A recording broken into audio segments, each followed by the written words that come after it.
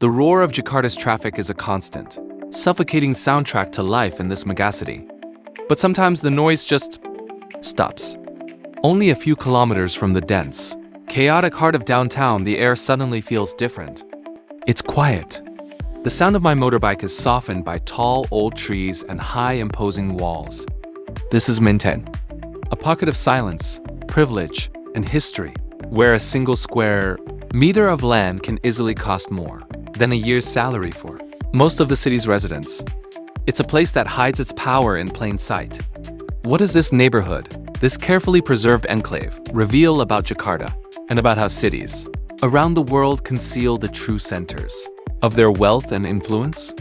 To understand Menteng, you have to look back to the early 20th century. When the Dutch colonial government decided to expand Batavia, they didn't just build, they planned. Menteng was conceived as a tuinstad, a garden city, designed for colonial officials and wealthy local residents. The layout is deliberate, wide, tree-lined boulevards, spacious roundabouts, and large plots of land in stark contrast to the organic, often cramped growth of the rest of the city. After Indonesia gained independence, Menteng didn't lose its status. It shifted from a colonial haven to the preferred address for the country's new political and business elite.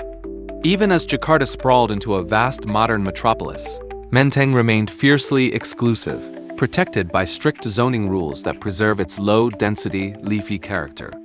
It is a living architectural museum, but one where the exhibits are worth millions. As we ride slowly through these streets, the architecture tells a story of transition. We pass stately old Dutch-style villas with clay roof tiles, deep verandas, and high ceilings built to handle the tropical heat.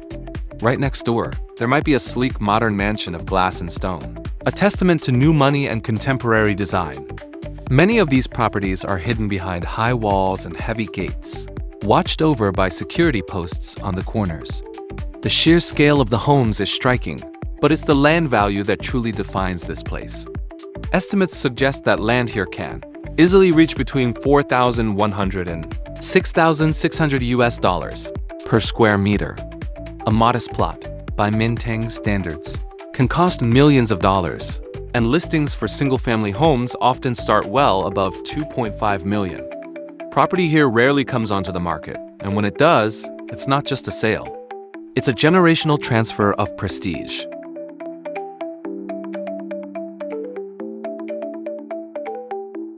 Menteng is more than just expensive real estate. It is an address of power. It is widely known as the kind of neighborhood where decisions that shape the country are often discussed behind closed doors. Throughout Indonesia's history, this area has been home to some of the nation's most influential figures. The country's first vice president, Muhammad Hatta, once lived here. The former home of Sultan Syahrir, a national hero and Indonesia's first prime minister, is also in this neighborhood. And perhaps most famously to a global audience, a young Barack Obama lived in Menteng with his mother and Indonesian stepfather from 1967 to 1971. Without guessing who lives where today, the symbolism is clear. An address in Menteng signals a level of status and influence in Indonesian society, much like living in Belgravia in London or the Upper East Side in New York. It is a quiet, powerful statement of belonging to the elite. The silence here is the most striking contrast. Just a short ride away, the rest of Jakarta is a symphony of density, noise, and constant motion.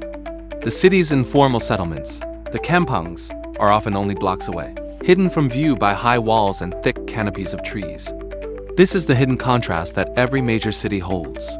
The tree-lined calm and multi-million-dollar houses of Menteng exist, in the same ecosystem as cramped apartments and daily commuting stress for the majority. Cities often hide inequality in plain sight. Menteng is not an exception. It is a visible example of a universal truth about urban power structures. It invites us to think about how every major city has its own Menteng, a quiet core of wealth and influence that moves to a different rhythm than the rest of the metropolis. As we leave these quiet streets and the sound of the cities, traffic slowly returns. It becomes clear that Menteng is not just a collection of expensive houses. It is a living map of Jakarta's history, its power structures, and its ambitions. It is a reminder that in the heart of chaos, there's always a quiet center of gravity.